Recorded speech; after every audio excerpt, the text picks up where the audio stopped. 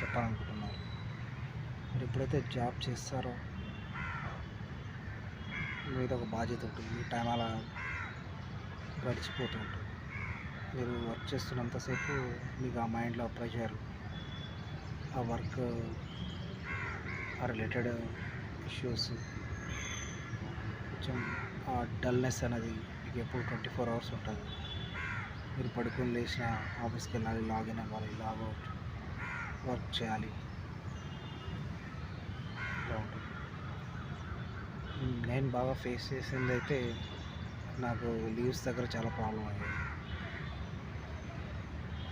అంటే సీనియారిటీ ప్రకారం రికగ్నైజేషన్ రాకపోతే కూడా చాలా ప్రాబ్లంగా ఉంటుంది. సో మనం చెప్పేది ఏంటంటే కష్టే ఫలి అన్నారు. అంటే ఎంత కష్టపడితే దానికి అంత ఫలి వస్తుంది. మనం కష్టపడుతున్నాం అంటే దానికి నాట్ ఓన్లీ శాలరీ ఒకటే కాదు, మన ఎక్స్పెక్టేషన్, సర్టన్ థింగ్స్ అనేవి ఉంటాయి ఎనీ ఆఫీస్. నేను ఒకసారి ఫస్ట్ జూనియర్ లెవెల్ నుంచి సీనియర్ లెవెల్కి వెళ్తాను. ఆ సీనియర్ లెవెల్ నుంచి నెక్స్ట్ లెవెల్కి ప్రమోషన్, ఎయిదర్ లీడా వేరే ఒకటి అనేది చూసుకుంటాము. ఆ నెక్స్ట్ లెవెల్ అనే ప్రమోట్ ఎన్ని ఇయర్స్ అవుతుంది, మీ ఆఫీసులలో ఉండే అట్మాస్ఫియర్ని బట్టి ఉంటాము. ఇవన్నీ అనేది ఫ్యాక్టర్స్ బేస్డ్ ఆన్ కంపెనీ. ఎంత వర్క్ చేస్తున్నా కానీ మీకు వాల్యూ లేదంటే మీరు ఇమీడియట్గా అక్కడ నుంచి చేంజ్ అయిపోవాలి. ఇన్ కేస్ మీకు అక్కడ గ్రోత్ లేదు, ఏం గ్రోత్ కనిపించట్లేదంటే మీరు ఇమీడియట్గా అదర్ ప్రాజెక్ట్ మూవ్ అవడం, లేదా అదర్ సోర్సెస్ ఉంటాయి కదా అదే కంపెనీలో, with in the company you have to change. మనం ఫేస్ చేసే ప్రాబ్లమ్స్ అనేవి మన మేనేజర్లకు వాళ్ళకేం తెలియదు. వర్క్ వాళ్ళు ఇచ్చేస్తారు, మనంతా చేసేస్తాం. ఎండ్ ఆఫ్ ది డే ఆ నేమ్ అనేది, ఆ క్రెడిట్ అనేది ఆ మేనేజర్కి వెళ్తుంది. వర్క్ చేసేది ఈవెన్ ప్రతి అసోసియేట్ ఆర్ ఎంప్లాయీ ఇప్పుడు ఎఫర్ట్స్ ఇస్తున్నా కానీ దానికి తగ్గ రికగ్నేషన్ అనేది ఉండదు.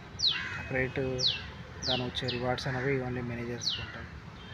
ఈ టీఎల్స్ వీళ్ళు ఎలా ఉంటారంటే వాళ్ళ ఫేవర్ ఎవరు ఉంటారో వాళ్ళకి వాళ్ళు వర్క్ చేసినా చేయకపోయినా నడుస్తుంది. అందరికైతే అలా నడవదు. సీనియారిటీ అప్రైజల్ ఉంటుంది. ఆ అప్రైజల్ అనేది ఒకళ్ళిద్దరికే, అది నన్ను అడిగితే ఒక టాప్ 5 మెంబర్స్కి ఇస్తారేమో. ఆ టాప్ 5 అనేది పర్ఫార్మెన్స్ ఉన్నోళ్ళ, లేదా ఆ మేనేజర్కి నచ్చిన వాళ్ళ, రిలేటివ్సా, వాళ్ళ తెలిసిన వాళ్ళ అన్నది వాళ్ళని బేస్ చేసి ఉంటుంది. సో ఎక్కడైనా మనం వర్క్ చేసామంటే దానికి క్రెడిట్, మనకు రిలేటెడ్ క్రెడిట్ అనేది రావాలి. క్రెడిట్ అంటే నేను చెప్పేది ఇక్కడ రికగ్నేషన్, రివార్డ్స్ అంటే అవార్డ్స్ అయితే నాట్ ఓన్లీ అవార్డ్స్, మీరు చేసేదానికి వాల్యూ ఉండాలి. మీ గ్రోత్ అనేది ఎవ్రీ 1 ఇయర్ ఆర్ వితిన్ 1.5 2 ఇయర్స్లో ప్రమోషన్స్ ఇలాంటివి ఉంటేనే మీరు అక్కడ వర్క్ చేయండి. లేదా మీరు శాలరీ కోసం వర్క్ చేయాలనుకుంటే తప్పదు. శాలరీనే చూసుకుంటే మీ ఏజ్, మీ యొక్క ఎక్స్పీరియన్స్ అన్నీ వేస్ట్ అయిపోతాయి. మీరు అక్కడే స్ట్రక్ అయిపోయిన తర్వాత ఫార్వర్డ్గా వెళ్ళలేరు. కొంతమంది 6 మంత్స్లోనే, వితిన్ 6 మంత్స్లో జాబ్ చేంజెస్ అనేవి చేసుకుంటాం. అంటే జాబ్ మూవ్ అవుతూ ఉంటారు ఫర్దర్గా. గ్రోత్, శాలరీ వేరే ఒక కంపెనీలో సర్టన్ అమౌంట్, దీనికి 10% ఎక్కువ హైక్ ఇస్తున్నా కానీ ఇమీడియట్గా మూవ్ అయిపోతారు వితిన్ 6 మంత్స్లో. కొంతమంది ఉంటారు ఇయర్స్ అక్కడే వర్క్ చేస్తారు, అక్కడే ఏమైనా వస్తుందని, జాబ్ చేంజెస్, ఫ్యామిలీ ప్రాబ్లమ్స్ ఉంటాయని చెప్పి వాళ్ళ బేస్ ప్రకారం ఒక దగ్గరే ఉండి, అంటే స్టేబుల్గా ఒక ప్లేస్లో ఉండి వర్క్ చేయాలన్నది కొంతమందికి. అది మ్యాక్సిమం ప్రతి కంపెనీలో సీనియర్స్ ఉంటారు, వాళ్ళు మ్యాక్సిమం ఒక దగ్గరే ఉంటారు. చూడండి మీరు 5 ఇయర్స్, 6 ఇయర్స్, 7 ఇయర్స్, 10 8 ఇయర్స్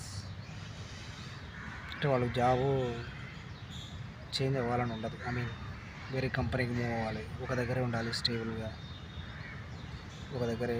అంటే ఇన్కమ్ మీద, వేరే వేరే ఇన్కమ్ మీద డిపెండ్ అవ్వరు వాళ్ళు శాలరీ బేస్డ్ పర్సన్స్ 100%. నాకు ఏదైనా జాబ్ ఉంటే చాలు, నేను ఇక్కడే ఉంటా అని చూసుకుంటారు వాళ్ళు. ఇంత సర్టెన్ అమౌంట్ రావాలి ఇంత అనేది వాళ్ళకి వాళ్ళ గ్రోత్ కూడా పెద్ద ఎక్స్పెక్ట్ చేయరు. మీరు చూస్తుండొచ్చు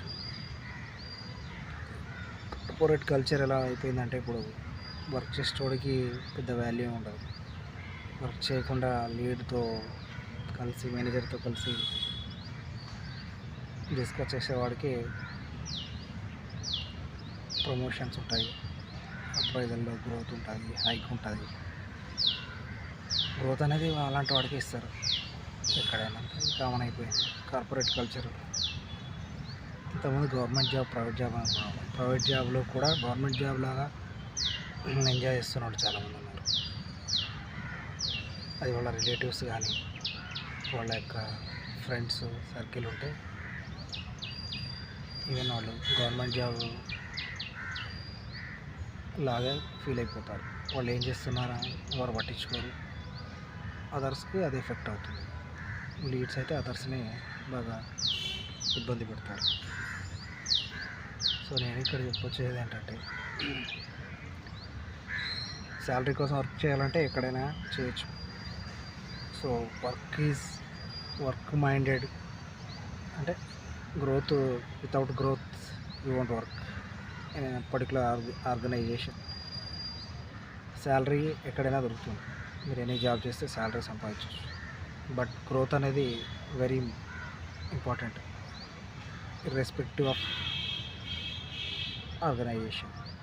సో మీరు ఎప్పుడైనా ఏదైనా కంపెనీలో జాయిన్ అయ్యేటప్పుడు ఆ కంపెనీ గ్రోత్ ఎలా ఉంది, హైక్స్ ఎలా ఉన్నాయి, ఫ్యూచర్ ఎలా ఉంటుంది అనేది చూసుకొని జాయిన్ అవ్వండి. Thanks for listening and watching I Venkat today YouTube channel. యూట్యూబ్లో